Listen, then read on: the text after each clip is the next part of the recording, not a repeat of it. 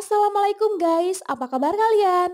Kapan kamu nikah? Kapan kamu punya anak? Kapan ini? Kapan itu adalah pertanyaan yang paling menyebalkan bagi para jomblowers ya. Seperti inilah gambaran awal film Satya Prem Ki Kata yang akan Mimin ulas kali ini. Menampilkan aktor Kartik Aryan sebagai Satya alias Satu, yakni memuda Kismin, pengangguran yang mencintai Kata, putri saudagar kaya raya. Nasibnya sangat mujur saat orang tua Kata tiba-tiba datang melamar Satu sebagai menantunya. Tentunya bukan tanpa alasan orang kaya ini melamar Satu untuk Kata ya. Namun sebelum lanjut ke cerita, baiknya kita sapa dulu penonton yang belum disenggol sama Mimi nih. Ada Fauzan dari Aceh, Kak Yuni Pesek, Pak Subhan Bedahan, Kak Nasirin, Parjo Raharjo, Dwi Prastuti Medan, Leonardo Palembang, dan Solid dari Planet Puto. Baiklah, tanpa basa-basi lagi, inilah alur ceritanya. Satya Prem alias Satu merupakan seorang bujang yang tinggal menganggur di rumah bersama ayahnya Narayan, ibunya Diwali, dan Sajal adik perempuannya. Satu adalah sarjana hukum, namun ia sudah 3 kali gagal dalam ujian profesinya. Alhasil dia harus membantu ayahnya mengurus rumah tangga karena ibu dan adiknya mencari nafkah sebagai pelatih tari. Satu telah menginjak usia 30 tahun. Itu adalah usia panik di lingkungannya jika belum juga menikah. Semua angkatannya sudah menikah dan kini Satu menjadi satu-satunya bujang berkepala 3. Ditambah lagi ibu tega mengatainya anak yang tak berguna karena meskipun tampan, tak ada satupun wanita yang mau menikahinya karena pengangguran. Suatu ketika, dalam perayaan keagamaan Narvati, terlihat seorang penyanyi cantik sedang menari indah menghibur tamu. Gadis itu bernama Kata. Melihat pesona Kata, Satu jatuh cinta pada pandangan pertama. Terbukti setelah pentas, Satu berusaha mendekati Kata. Tanpa basa-basi, Satu mengungkapkan perasaannya pada Kata. Kata merasa tak masuk akal. Lagi pula dia telah mempunyai pacar. Namun Satu sangat aneh, dia akan menunggu sampai Kata putus. Sebab cita-cita Satu adalah menjadikan Kata sebagai istrinya. Lalu tak lama kemudian, seorang pria menggunakan BMW datang menjemput Kata.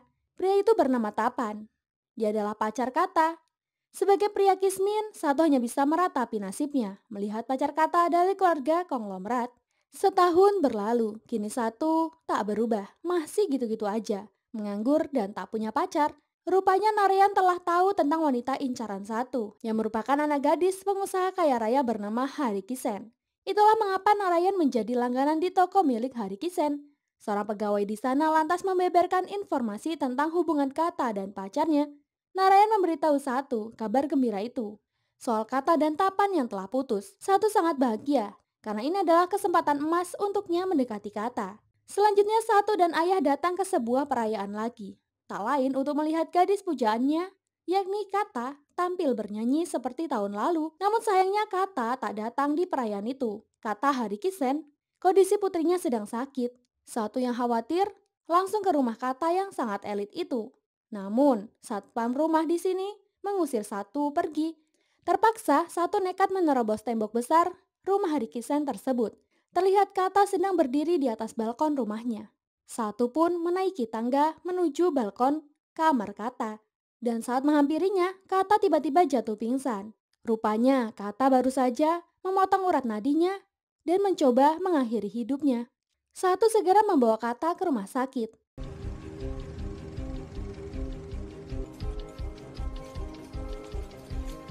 Beruntung nyawa Kata masih bisa diselamatkan. Tanpa rasa terima kasih, Kata malah memaki Satu. Kata marah lantaran Satu telah menggagalkan semua rencana gelapnya. Satu kemudian bertanya alasan Kata, kenapa dia mau mengakhiri hidupnya. Namun Kata yang dasarnya misterius itu tak mau menjawab apapun pertanyaan dari Satu. Tak lama kemudian Hari Kisen ayah Kata tiba di rumah sakit. Ia juga mempertanyakan hubungan Satu dengan Kata. Hari Kisen penasaran padanya sebab bagaimana mungkin dia bisa menyelamatkan nyawa Kata. Saat itu juga Satu berkata, saya sangat mencintai Kata, sehingga begitu saya tahu Kata telah putus dari pacarnya, saya langsung ingin menikahinya. Tetapi Satu bertanya-tanya, apa alasan Kata ingin mengakhiri hidupnya? Hari Kisen menjawab, mungkin karena putus cinta. Namun sepertinya alasan itu tak sepenuhnya benar, karena ada rahasia besar yang disembunyikan oleh keluarganya. Hal itu terlihat dari sikap Hari Kisen kepada Kata. Ia nampak kecewa. Ibu mendesak agar mencari solusi terbaik dengan menikahkan Kata. Meski cara itu telah ditempuh Hari Kisen, Dia telah melamar 6 pria untuknya, tapi semua ditolak sama Kata. Esok harinya Satu datang kembali ke rumah Kata. Di sini ia dihadang oleh ibu Kata. Beruntung ibu baik hati hingga menyuruh Satu untuk menemui Kata. Walau Kata masih bersikap dingin kepadanya. Cinta tak sesuai ekspektasi, tak membuat Satu mundur dari medan pertempuran. Satu hanya bisa bermimpi, suasana romantis bersama Kata. Di saat yang sama, tiba-tiba orang tua Kata telah berada di rumahnya. Sampai-sampai Satu juga menganggap itu hanyalah mimpi. Siapa sangka kedatangannya ke rumah Satu adalah untuk melamar Satu untuk putrinya. Satu sangat bahagia mendengar permintaan ayah Satu, namun Satu minder, sadar diri sebagai pengangguran. Hari Kisan memberi jawaban yang meyakinkan Satu. Tak peduli kamu punya kerjaan atau tidak, yang penting kamu telah menyelamatkan nyawa putriku, itu sudah cukup untukku. Aku punya perusahaan yang akan kamu rintis atas namaku. Narayan dan keluarga seperti ketiban rezeki nomplok, namun sikap berbeda ditunjukkan oleh Kata. Diketahui, lamaran yang dilakukan kedua orang tuanya adalah tanpa sepengetahuan Kata. Namun ayah memaksa keputusannya, sebab bagi Hari Kisen, Kata selama ini menjalani hidup sesuai keinginannya. Kata ayah, ia tak segan-segan mengancam bunuh diri ketika Kata menolak keinginannya itu. Kata pun terjebak dan menyetujuinya. Saat melakukan pertemuan dua keluarga, tiba-tiba Kata ingin bicara empat mata dengan Satu. Di sini Kata berkata, jika semua ini disetujuinya sebab ia tak ingin menentang sang ayah. Mendengar itu, Satu malah tersenyum bahagia. Singkat cerita, hari pernikahan Satu dan Kata digelar dengan meriah. Satu sangat bahagia, impiannya menikahi Kata akhirnya terwujud.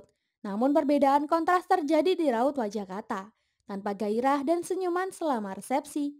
Setelah proses pernikahan, Kata kembali ke rumah Satu karena mereka akan tinggal di rumah ini. Kamar pengantin berada di lantai paling atas, hingga tak satu pun dari keluarga yang akan mengganggu malam pertama mereka. Di sini Kata merasa sangat lelah hingga mengajak Satu segera tidur. Namun sikap Kata membuat terkejut. Kata seakan mengabaikan malam pertama mereka sebagai suami istri. Meski Satu mencoba mencairkan suasana, Kata masih menghiraukannya. Satu berkata, aku begitu bahagia karena impianku untuk menikahimu terwujud. Jujur saja, aku masih perjaka. Ini adalah hadiah terbesar untukmu. Kata terlihat biasa saja, dan dia pun pura-pura tidur. Akhirnya Satu memilih untuk tidur di sampingnya agar bisa bermesraan dengan Kata dalam mimpi. Sialnya tidur nyenyak Satu malah dikacaukan oleh Kata yang tak bisa terlelap. Kata merasa risih dengan dengkurannya. Alhasil, di malam pertama itu, Kata meminta agar mereka pisah ranjang saja. Dengan terpaksa Satu tidur di lantai 1 bersama ayahnya. Diwali sangat kecewa dengan sikap menantunya itu, tetapi mereka berusaha menahan diri. Nasib Satu yang tidur pisah ranjang itu tak sengaja dilihat oleh tukang susu. Hari itu Satu mulai bekerja di toko mertuanya. Tak lupa hari itu juga ia berusaha mengobati kebiasaan mendengkurnya agar bisa tidur bersama sang istrinya. Satu mendatangi beberapa klinik untuk melakukan terapi. Sayangnya Satu tetap mendengkur sehingga ia lagi-lagi diusir dari kamarnya. Esoknya Satu tak putus asa. Satu terus mencoba berbagai cara agar bisa sembuh. Namun hasilnya tetap sama, di mana ia harus kembali tidur di lantai bawah dengan ayahnya. Kondisi tersebut berlangsung hampir sebulan pernikahan Satu dengan Kata. Tetapi Kata masih saja tak menghargai usaha suaminya itu. Parahnya lagi Kata tambah kesal lantaran tak bisa tidur di dekat Satu karena bau mulutnya setelah mengkonsumsi bawang putih berlebihan. Padahal Satu sangat mendambakan bisa tidur dengannya. Kata berkata, kenapa kamu sangat ingin tidur denganku? Satu pun kesal, ia tak segan-segan mempertanyakan alasannya selama ini hingga tak ingin tidur dengan dirinya. Jika masalah mendengkur, suami istri juga banyak mengalami hal yang sama. Kata berdiri dan marah. Ia berkata, karena saya mengidap penyakit aseksual, yang artinya Kata sama sekali tak memiliki gairah melakukan hubungan seksual. Itu juga sebabnya kenapa Kata meninggalkan Tapan, pacarnya dahulu. Jika kamu mau melakukan hal yang sama, kamu juga bisa tinggalkan saya. Satu seakan tak percaya dengan ucapan tersebut. Kesedihan di wajah Kata membuat Satu luluh dan mengalah. Dia keluar kamar dan termenung. Sesuatu yang tak diketahui Satu, di mana Kata juga harus tersiksa dengan sikapnya sendiri. Kata hanya bisa menangis, memendam penderitaannya seorang diri, karena ternyata Kata telah berbohong kepada Satu, sebab Kata sebenarnya sudah tak perawan. Kesuciannya telah direnggut oleh mantan pacarnya, Tapan. Tanya itu, Kata bahkan hamil dan memilih untuk menggugurkan kandungannya. Itulah fakta yang mengejutkan dari percobaan bunuh diri di masa lalunya. Kata sangat trauma dengan kejadian itu. Esoknya, Satu terlihat stres. Tanpa sadar, membawa masalahnya ke tempat kerja. Ia tiba-tiba marah pada pelanggan toko yang bacrit. Satu semakin dibuat tersinggung setelah mertuanya berkata dia hanyalah pegawai baru yang tak tahu apa-apa. Satu langsung melabrak mertuanya. Karena sejak awal tak memberitahu penyakit aseksual yang diderita putrinya. Walaupun cintanya sangat besar pada Kata, tapi Satu juga nuntut haknya sebagai suami. Di sini Hari Kisan memastikan bahwa putrinya tak seperti itu. Ia yakin putrinya telah berbohong pada Satu. Jika seorang pernah melakukan bunuh diri, berarti dia pernah memiliki keadaan mental yang begitu besar. Jadi Satu harus bersabar agar dia mengerti keadaan Kata. Seharusnya sebagai suami, kamu harus menghiburnya. Hingga perlahan semuanya akan baik-baik saja. Sesuai yang kamu harapkan kok, ucap mertuanya. Nasihat Hari Kisan benar-benar mengubah cara pandang Satu. Satu berusaha memahami kondisi Kata. Hari itu Satu memutuskan untuk kembali ke rumah. Setibanya di rumah, Satu memberikan pada istrinya bunga sebagai tanda 1 bulan pernikahan mereka. Kata nampak tersenyum bahagia dengan sikap romantis Satu kepadanya. Satu mencoba membujuk Kata agar menganggap dirinya sebagai teman. Kata pun setuju. Dan malamnya mereka pergi ke pesta ulang tahun sahabat Satu. Namun tiba-tiba, pria ini menelpon Tapan dan akan mengundang Tapan ke pesta tersebut. Mendengar nama Tapan, raut wajah Kata menjadi pucat. Akhirnya Satu mengajak Kata pergi saja dari pesta itu. Satu mengajak dinner di tempat lain saja. Inilah pertama kalinya Satu makan romantis di pinggir sungai bersama Kata. Satu nampak terharu, impian sederhananya lagi-lagi terwujud. Kata nampak bahagia, itu terlihat dari senyuman di wajahnya. Membuat Satu tak kuasa menahan bahagia. Tak ingin melewatkan momen malam itu, Satu meminta agar Kata mewujudkan mimpinya yang lain. Untuk naik perahu di danau bersamanya. Kata pun mengabulkan permintaan itu. Sejak saat itu, Kata menjadi mulai dekat. Meskipun belum berhubungan suami istri, setidaknya Satu mendapat perhatian penuh dari Kata. Itu sudah lebih dari cukup bagi Satu. Kata juga semakin nyaman berada di samping Satu. Mereka semakin dekat dan selalu bersama. Untuk pertama kalinya di sini Kata mengajak Satu tidur dengannya. Kata maupun Satu terlihat begitu canggung. Meski lebih dari 1 bulan mereka telah menikah. Malam itu terjadilah layaknya pasangan pengantin. Namun di malam itu, Kata meminta maaf atas kesalahannya selama ini yang selalu saja menghindar darinya. Itu adalah kode dari Kata bahwa dia sudah siap melakukan malam pertama. Satu semakin sumringah dengan ucapan itu. Tentu saja, Satu mulai bergairah mengikuti hasratnya.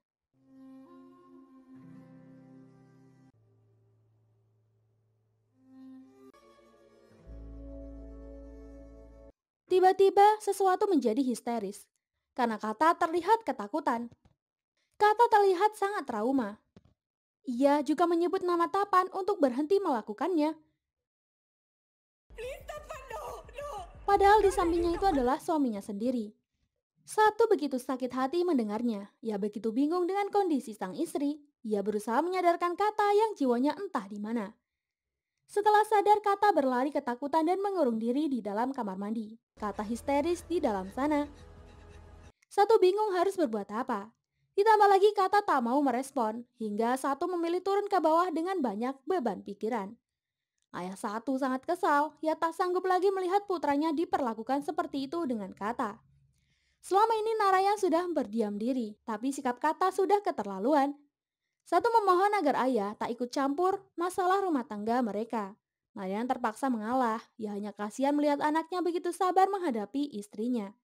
Apa yang tidak diketahui Narayan dan Satu jika Kata juga sudah menderita, karena ia juga tidak menghendaki dirinya bisa seperti itu. Keesokan harinya, seorang wanita datang ke rumah Satu. Dia adalah Masi, kakak kandung ibu Satu, alias bibi Satu. Masi terkejut mendengar gosip dari tukang susu yang berkata bahwa Satu sejak menikah telah pisah ranjang dengan istrinya. Masi memarahi semua orang. masih meminta satu memanggilkan istrinya. Tapi Kata berkata, ia belum siap mengatakan yang sebenarnya pada siapapun. Satu terpukul, ia tak ingin memaksa istrinya. Satu berusaha menyimpan luka batin dan tersiksa menjadi suami Kata. Hanya saja, Kata juga manusia biasa yang memiliki hati. Itu sebabnya Kata juga tak kuasa menahan air matanya melihat suaminya yang begitu menderita. Selanjutnya, Satu berusaha tegar dan kembali menemui Bibi tanpa membawa Kata. तब तक please don't disturb कथा. Satu lantas pergi dari rumah dan segera menemui mertuanya, Hari Kisen. Di sini ia menuntut mertuanya agar memberitahu apa yang terjadi selama ini dengan sang istri. Hari Kisen tidak bisa mengelak lagi, akhirnya ia membongkar semua kebenaran itu. Di mana Kata pernah dihamili oleh Tapan. Hati Satu semakin terluka mendengar itu. Tapan rupanya telah mendiru paksa istrinya. Di saat yang sama, Kata merasa bersalah atas sikapnya. Kata akhirnya memberanikan diri untuk bertemu Masih. Saat itu juga, Kata kena semprot Bibi Satu. Ia menilai Kata sangat keterlaluan tak memberi hak suaminya. Dengan terbata-bata, Kata akhirnya berkata jujur tentang dirinya di hadapan seluruh keluarga besar Satu. Kata tak lagi menutup diri. Ia berkata, semua itu karena ia pernah trauma. Ia pernah didiru paksa oleh mantan pacarnya. Semua orang pun sontak. Namun itulah alasan mengapa Kata sangat takut ketika Satu tidur di sampingnya. Pengakuan ini adalah sesuatu yang sangat sulit diungkapkan, tapi setelah melakukannya, Kata merasa seluruh beban di hatinya telah hilang.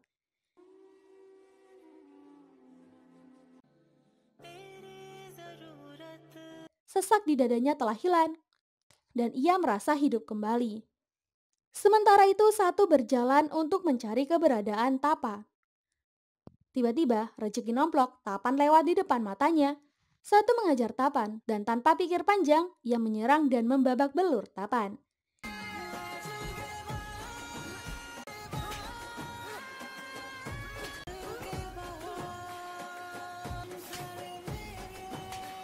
Karena pria itulah yang telah menghancurkan masa depan istrinya, serta rumah tangga Satu. Aksi itu membuat Satu harus diamankan di kantor polisi. Narayan datang membebaskan Satu. इतनी बड़ी बात Di sini Narayan juga tak terima dengan Hari Kisen yang sejak awal menutupi kasus putrinya. Di sisi lain, Kata sudah mulai terbuka untuk bercerita masa lalu yang kelam pada suaminya. Kata berkata telah dipaksa Tapan untuk melakukan hubungan intim itu. Kala itu, Kata terus menolak, tapi tak ada upaya untuk menghentikan ganasnya hasrat seorang pria seperti Tapan. Itulah sebabnya Tapan terus mengikuti kehendaknya. Sungguh besar hati Satu menerima masa lalu istrinya. Baginya, yang lalu biarlah berlalu. Dan sekarang tugasnya adalah membuat Kata keluar dari trauma masa lalunya. Andai saja tak ada kejadian ini, mungkin orang tua Kata takkan memilihnya sebagai suaminya. Dan itu sudah cukup bagi Satu. Apalagi pemuda pengangguran seperti Satu ini, wanita mana yang mau? Mereka pun berunding malam itu. Kata dan Satu sepakat jika belum bisa melakukan hubungan seksual. Setidaknya mereka dapat menjalin hubungan sebagai seorang sahabat. Setitik kebahagiaan telah nampak di hati masing-masing. Satu dan Kata memutuskan untuk berbulan madu. Pesona Kata yang lama terkubur mulai bangkit lagi berkat Satu.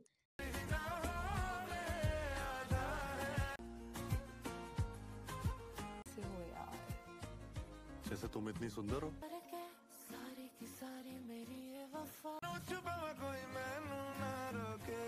Dan suasana di tempat liburan sangat mendukung mereka untuk melakukannya lagi. Tapi Kata belum benar-benar pulih dari rasa trauma itu. Untungnya Satu bisa memahami rasa sakit Kata. Kesabaran Satu membuat Kata bersalah. Dengan pikiran sempit, Kata memutuskan untuk mengakhiri saja hubungan mereka alias bercerai. Karena Kata khawatir traumanya tidak dapat pulih. Kata tak sanggup jika terus-menerus membuat Satu kecewa. Di sini Satu berjanji tak akan memaksa haknya sebagai suami dipenuhi oleh istrinya. Karena dapat memegang tangannya sudah membuat Satu bahagia apalagi dipeluknya. हाथ से सीधा बाहों में. Sikap Satu demikian adalah demi mempertahankan rumah tangga mereka.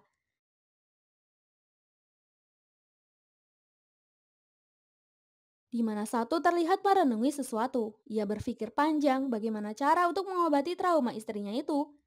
Ibu satu sangat prihatin dengan kondisi putranya. Ibu mana yang tak menangis melihat nasib anaknya seperti satu.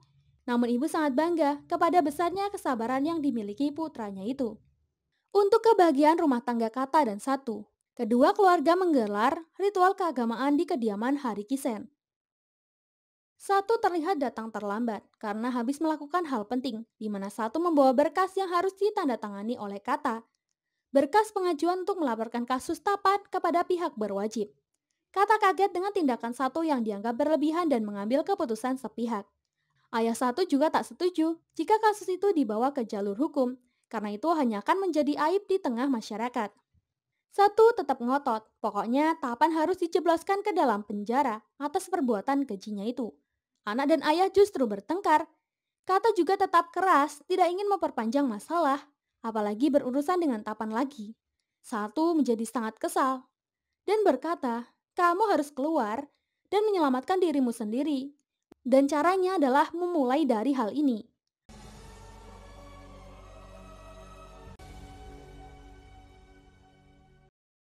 Melihat ketakutan Kata, Satu tak ingin memaksa. Namun keajaiban terjadi di mana Kata berubah pikiran dan akan melanjutkan kasusnya ke ranah hukum. Ia baru menyadari jika seharusnya ia tak hidup dengan rasa trauma. Orang yang bersalah malah bebas berkeliaran di luar sana, sedangkan hidup Kata sebagai korban harus menderita seperti ini. Akhirnya tanpa pikir panjang Kata pun bertanda tangan. Dengan harapan hukuman setimpal harus diperoleh oleh mantan pacarnya. Kata merasa sangat beruntung memiliki suami seperti Satu yang telah berkorban banyak untuk kebahagiaannya.